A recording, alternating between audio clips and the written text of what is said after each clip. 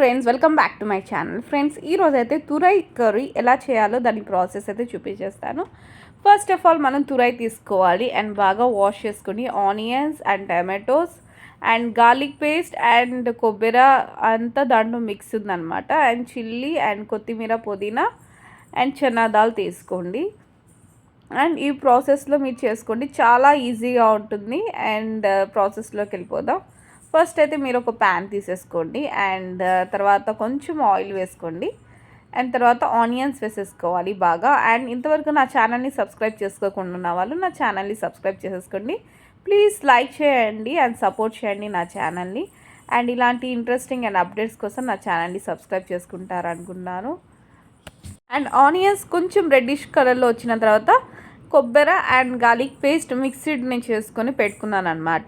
So అది మీరు సపరేట్గా చేసుకున్నా నో ప్రాబ్లం.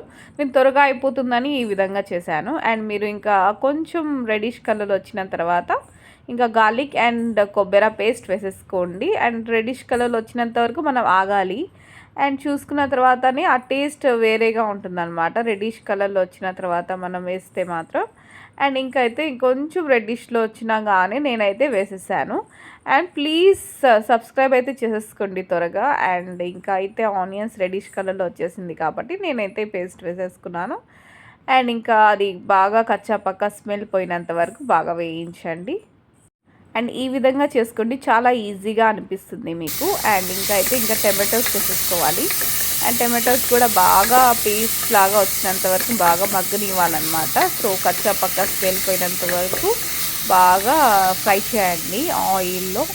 అండ్ తర్వాత అయితే చిల్లీస్ వేసేసుకున్నాను అండ్ కొత్తిమీర వేసేసుకున్నాను.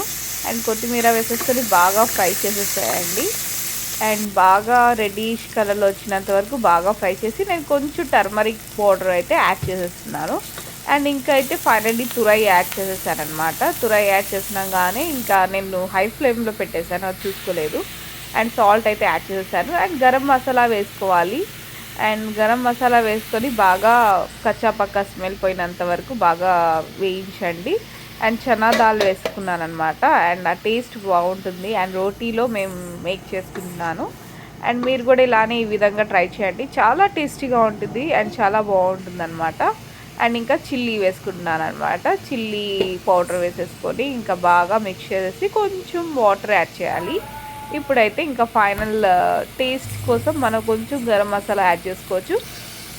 అండ్ కొరియాండర్ పౌడర్ ఉంటే యాడ్ చేసుకోండి. నేనైతే స్కిప్ చేశాను అనమాట. సో నాకు ఈ కర్రీలో అంత ఇష్టం ఉండదు, బాగుంటుంది అండ్ కొంతమంది లైక్ చేస్తారు కాబట్టి ఇప్పుడైతే యాడ్ చేసేసాను చూడండి. అండ్ ఇప్పుడైతే ఇంకో 15 మినిట్స్ తర్వాత బాగా మగ్గనిచ్చాం కాబట్టి ఇంకైతే కూర అయితే రెడీ అయిపోయింది.